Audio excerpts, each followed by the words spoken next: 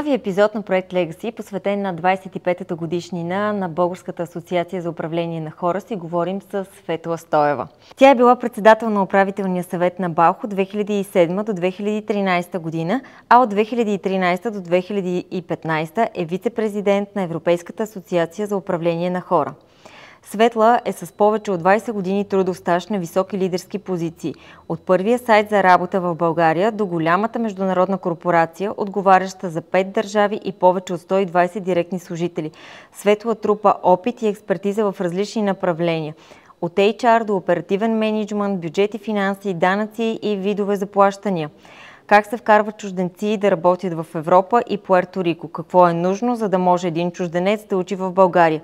Целият ти професионален път се движи от грижа за бизнеса, хората, процесите и личното предизвикателство. Здравейте, Светла, и добре дошли в студиото на проект Legacy.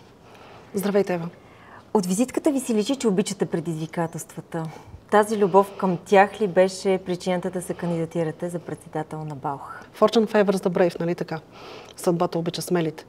Не знам, като че ли това ми стана мото. И то не само от далечната 2007 година, когато станах председател след Жени, а и след това.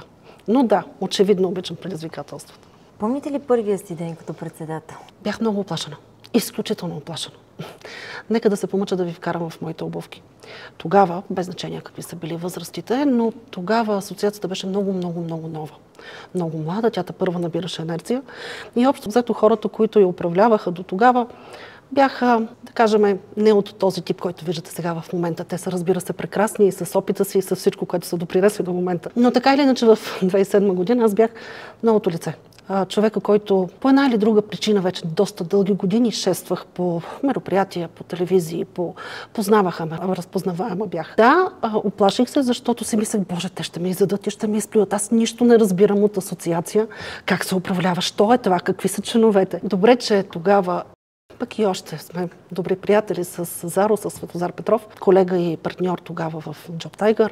Помолих го, Заро, дай ми 6 месеца, човек, аз трябва да разбера какво се случва, как се управлява това чудо, Бахарамада, както по това време беше, или Баурачера на български. Да, той съвсем нормално каза, окей, има 6 месеца, няма да се занимаваш с оперативните дела, виж какво се случва. 6 месеца по-късно аз плувах.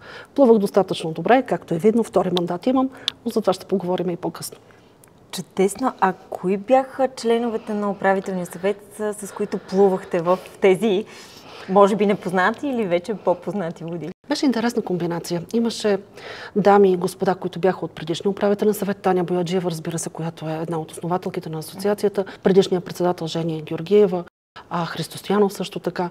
Имаше и нови, включая аз, включая една дама, Лариса, която беше от държавна администрация. Жени Жилева, да не пропусна, тя всъщност също беше от предишния управителен съвет.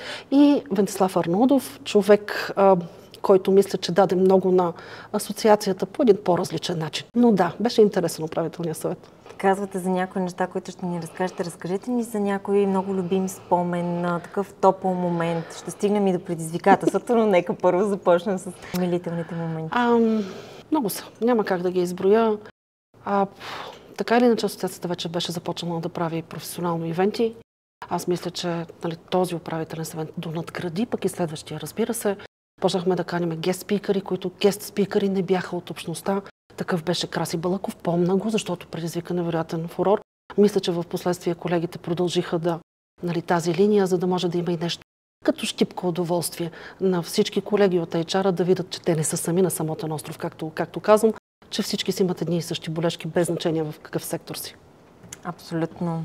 А предизвикателство, което така ви е извадило от обувките, но пък сте си извадили поуки, ви е помогнал след това за развитието на асоциацията, в развитието ви като цяло? Беше ми трудно в началото, безспорно, за да успея да направя моста между основателите и тези, които идват. Това беше сериозно предизвикателство. Имаше неща, които не мислех, че ще успея, или по-скоро не да успея, че ще видя вече 21 век, вече в Европа и така нататък, но и от това мина. Едно нещо ще ви разкажа интересно. Аз по принцип не говоря особено за семейния и личния си живот. И преди да се появи Геновева Бакърджиева, преди да я избера като изпълнителен директор, имаше Друга дама, която в течение на разговорите, тя беше доста избухлива. Може би и аз съм била, хайде, аз забравям тези неща. Но тя тогава ми каза: Светла, на теб най-вероятно баща ти е военен.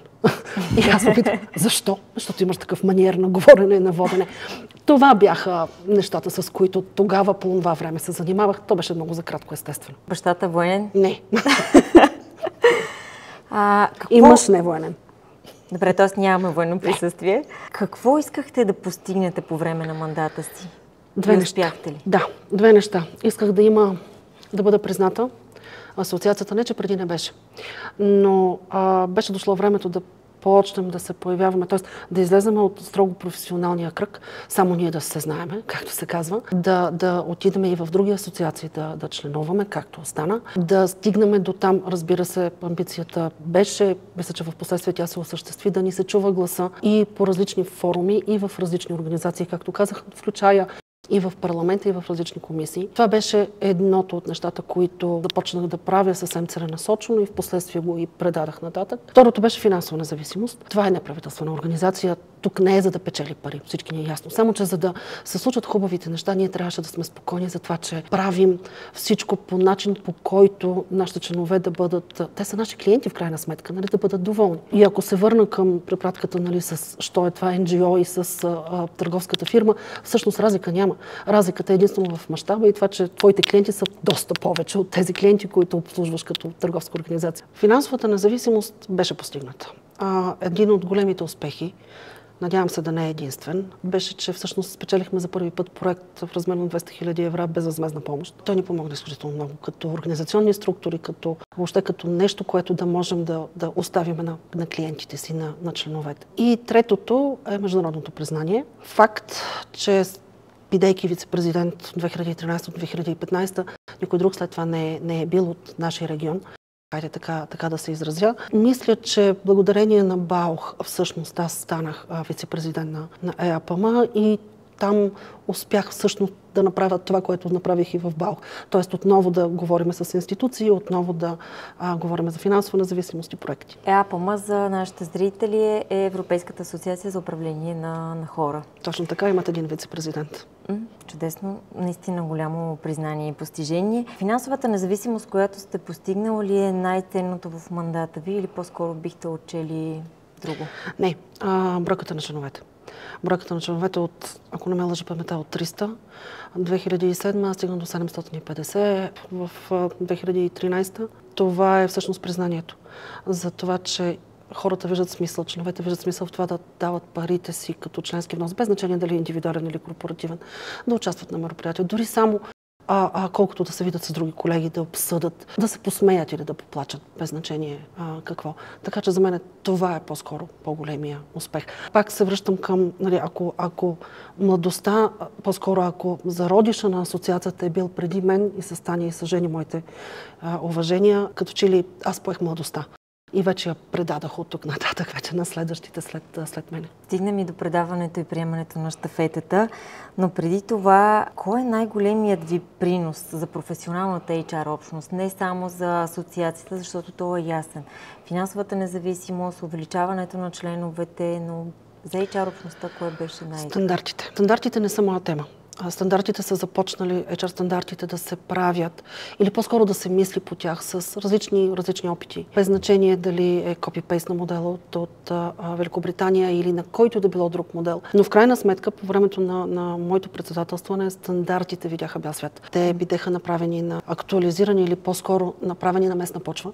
Тоест не се взе нито един от големите модели, водени от принципа, че локалното е това, което е важно. Разбира се, че има универсални неща, но все пак трябва да погледнем и българската действителност. Стандартите не може да си представите колко за HR общността имам предвид, колко шекотлива тема беше по това време. Имаше сериозни заседания, дълги заседания, тежки заседания, с много спорове. Все пак тук говорим за професионализъм и его, ако щете, на хората. Най-накрая постлах. Те след това естествено излязаха вече, доколкото виждам, хората се сертифицират, което е супер. Но да, най-ценното са всъщност стандартите на HR общността, които са по времето на тези години. И ето тук идва темата за наследството. Какво наследство получихте от Жени Георгиева, предния председател? Една жива организация, която беше готова да направи следващата крачка. Това е чудесно. Всъщност, бизнеса, усещали ли сте подкрепа от бизнеса? Защото HR общността, ясно е, за да станат от 300 на 750 членове, ясно е, че HR гилдията, така да се каже, е подкрепяла асоциацията. Усещали ли сте подкрепата от бизнеса? Това е вечният въпрос. Повярвайте ми, където и да сме, без значение дали в България, в Конго, Италия или където ще да е, въпросът е един и същ. Кой е HR-а? Има ли нужда от него? Къде му е мястото? Горе, долу, ляво, дясно, терезе или каквото и да било. Навсякъде е едно и също. Аз лично изповядвам следното нещо. Всеки е HR. От човека, който застане на рецепция да посреща гостите, до изпълнителния директор. Никой няма да ти го даде в ръцете. Ако кажеш, аз искам да съм велик или аз съм велик, трябва да го докажеш първо. И второ, никой няма да ти го даде в ръцете. Ти трябва да си го вземеш. Ако ти не си успял да си го вземеш, значи просто не си за там. Не, че някой друг ти е крив или виновен. Кажете ми, след всички тези успехи, постижения, предизвикателства, какво наследство оставихте вие на следващия председател? Още по-жива организация, готова за още по-следваща стъпка. Много позитивно звучи всичко. Кажете ми как виждате развитието на HR средата в следващите 5, дори следващите 10 години? Първо, всеки, който е HR или изпълнителен директор, да не ходи да се снима на концерт, да се пази от кискам. Този вайрал мисля, че е актуален все още. Не знам след 5 години дали ще е. Хората да се върнат да си го проверят. Ние всички като хора. Трябва да осмислиме. Първо няма кой да каже какво ще се случи след 5 години. Абсурд. Или пък след 10. Някой да беше предвидил 20-та година, че всички ще си застанаме в къщи. Ние всички трябва да сме готови за промяната с навлизането на изкуствения интелект, да го осмислим първо, защото не съм сигурна, че ние сме го осмислили. Сега се забавляваме с чат-ботове и с какво ли не, направим и договор, защо ми е юрист, като мога да си направя договора с штракане на пръсти. Но това не е смисъл. Смисъла на съществуването ни и осмисленето на новата реалност е всъщност това, което ще ни различи успешните от неуспешните в 5 години, които следват 10 или столетието. Какво бихте посъветвали или пожелали на настоящия председател? Ще се радвам да се запозная с Ана.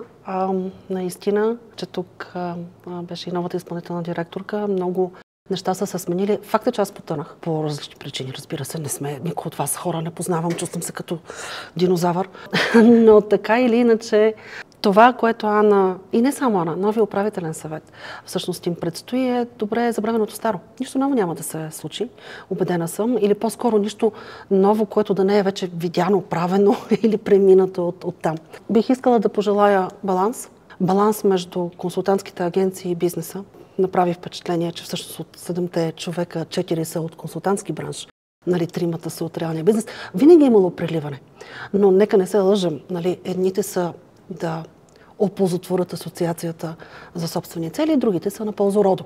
Не казвам кой, всички най-вероятно са на ползородо, някои от тях ги познавам, някои не, но да, това пожелавам на баланс. Много благодаря за разговора. Благодаря. Беше изключително приятно. На мен също. Успех! Благодаря.